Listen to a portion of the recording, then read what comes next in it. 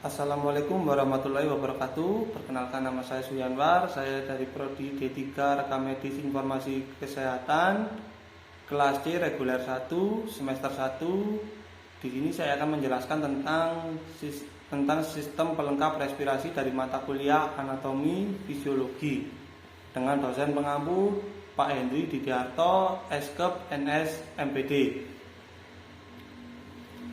Struktur pelengkap sistem respirasi yang pertama adalah dinding dada atau toraks, daerah tubuh yang terletak di antara leher dan abdomen. Rangka dinding toraks dinamakan cavea thoracis, dibentuk oleh kolum vertebralis belakang, costae dan septum intercostale samping, sternum dan cartilagus costalis depan.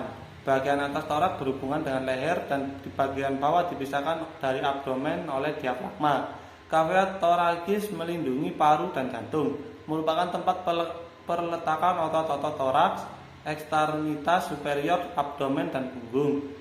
Struktur dinding dada atau toraks. Dinding dada atau toraks mempunyai 10 lapisan, yaitu kulit, fascia superficial, fascia dalam, serratus anterior, lapisan untuk tulang rusuk atau melindungi otot interkostal, dan fascia endotoraks dan dari superficial hingga dalam.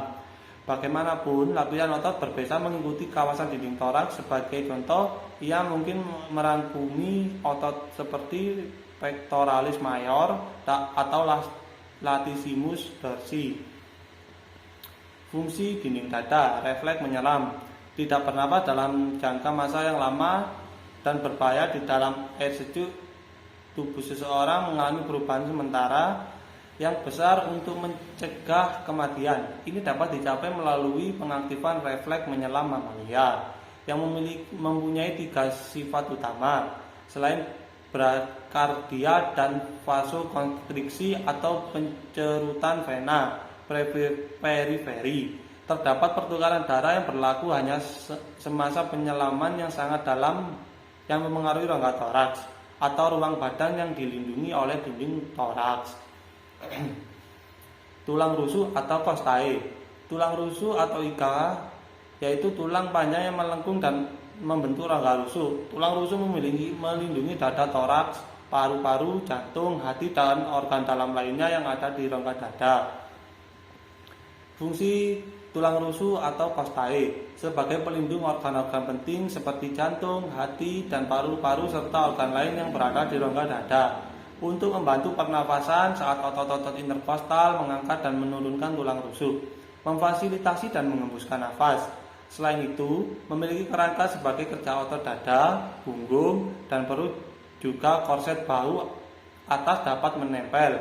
Diafragma juga melekat pada batas bawah tulang rusuk. Tanpa tulang rusuk tidak ada pelindung bagi organ penting yang ada pada tubuh manusia. Struktur tulang rusuk atau costae.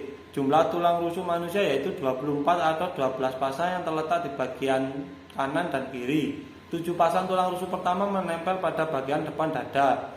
Tulang yang kuat terletak di tengah dada dan sisa tulang rusuk tidak menempel ke sentrum langsung. 3 pasang tulang rusuk berikutnya berada di tulang rawan pada tulang rusuk. 2 set terakhir tulang rusuk disebut tulang rusuk mengambang atau tulang rusuk melayang, karena tulang rusuk tersebut tidak terhubung ke sentrum tulang rusuk. Yang ketiga adalah otot pernapasan.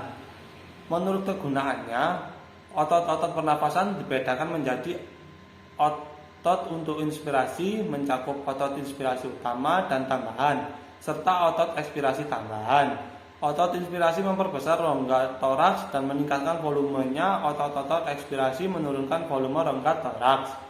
Otot inspirasi utama atau prinsipal yaitu 1. Musculus intercostalis externa, mengangkat iga ke atas dan ke depan saat berkontraksi sehingga memperbesar rongga toraks ke arah anterior dan superior.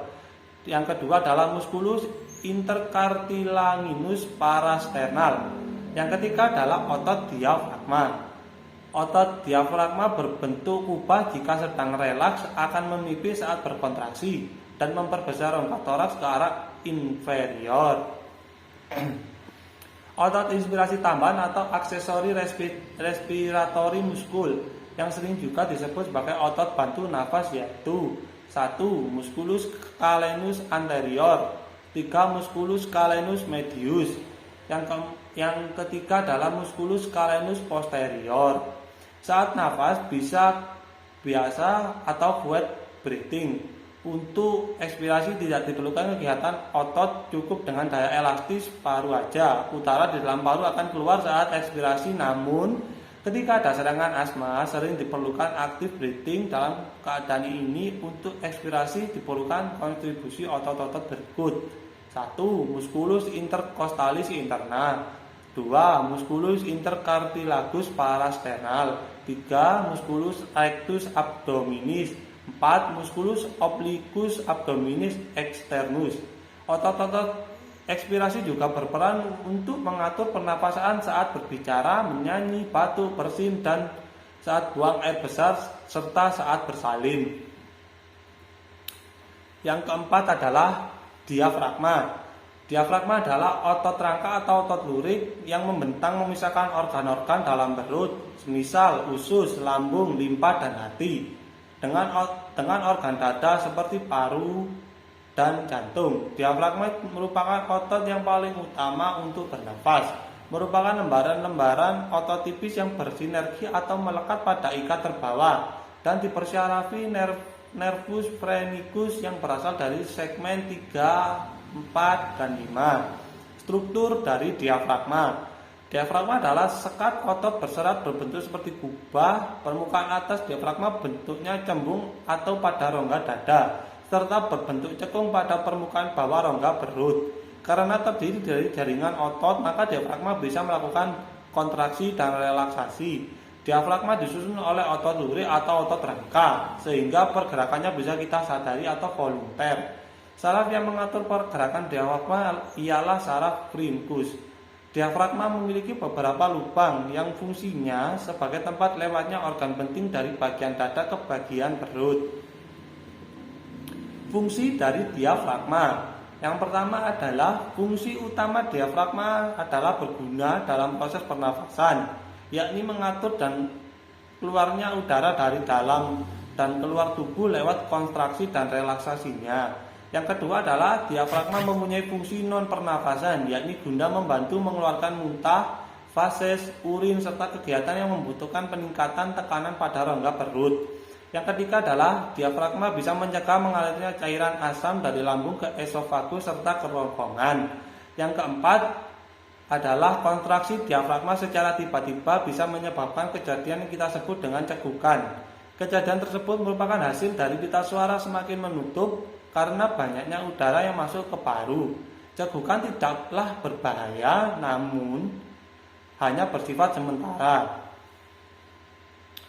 Yang kelima adalah pleura. Pleura adalah suatu membran serosa yang halus membentuk suatu kantong tempat paru-paru berada yang jumlahnya ada 2 buah dan masing-masing tidak berhubungan. Pleura mempunyai 2 lapisan, yaitu peritalis dan visceralis, yang fungsinya sebagai pelicin gesekan antara permukaan kedua pleura pada waktu pernafasan. Struktur dari pleura.